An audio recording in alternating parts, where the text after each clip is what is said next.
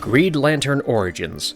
How Hal Jordan turned into a monstrous Green Lantern who is ready to kill billions. Hal Jordan is one of the most popular characters in the DC Comics and also one of the founding members of the Justice League of America. The character first appeared in the Showcase comic series issue number 22 and can be listed amongst the big guns in the DC universe. Being a Green Lantern, he had saved the planet and the universe numerous times. His willpower is unmatched by all Green Lanterns, and he is one of the most decorated members of the Green Lantern Corps. However, on a few occasions, Hal played a sinister role, even becoming a Yellow Lantern. Today, we will talk about one such case where Hal turned evil from the animated movie Green Lantern Beware My Power. Not only did the film provide a well-defined origin story of Green Lantern John Stewart, but we also got a different and ultra-powerful version of Hal Jordan. Director Jeff Wamester has this unique ability to converge minute details into a plot. Justice Society World War II gave us a glimpse of his magnificent work, and with the recent Green Lantern movie, he proved himself again. So, without further delay, let us begin. Before we go into our explanation, we have a very small request. If you like our content, please support us by subscribing to our channel. This is a small click for you, but for us, it means a lot. Thank you, and let's begin.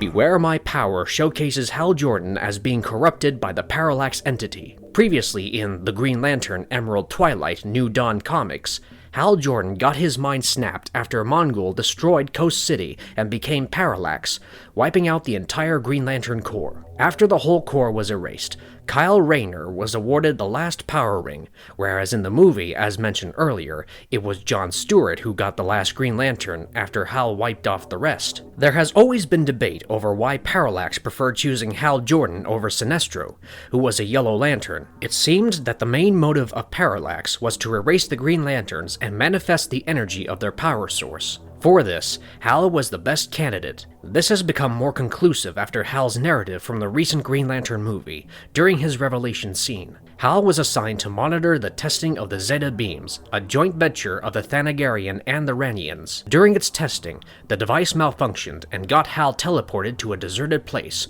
where Sinestro attacked him.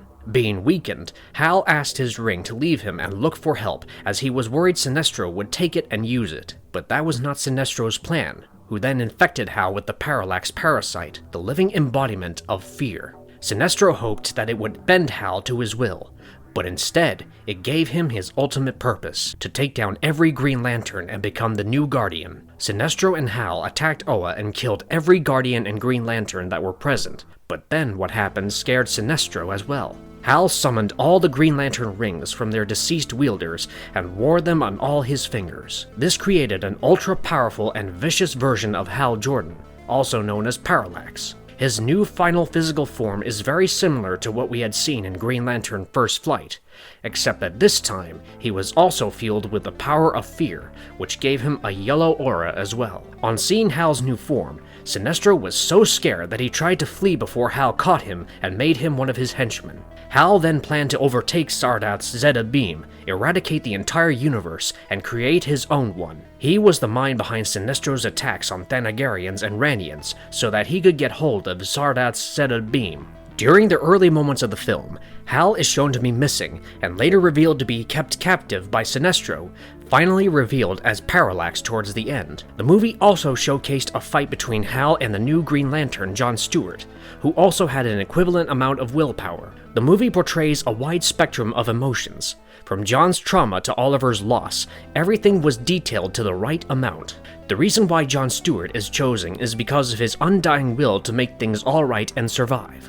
Even with his trauma, he tried to lead a normal life, and also stand toe-to-toe against Hal Jordan, the greatest Green Lantern ever.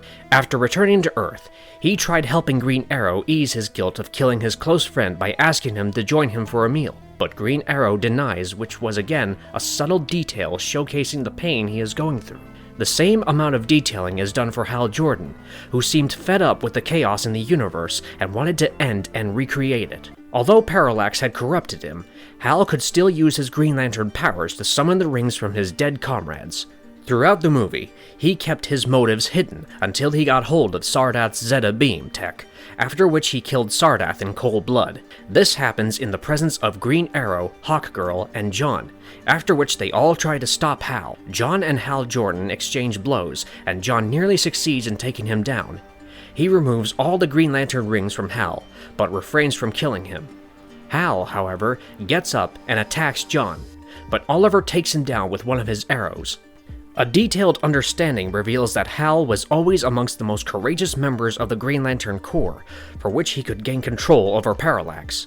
In different scenarios, we have also witnessed Hal becoming a Yellow Lantern, which explains that he cannot be taken down by fear, and rather could control it. If things had gone according to Sinestro's plan, Parallax would have made Hal one of his henchmen.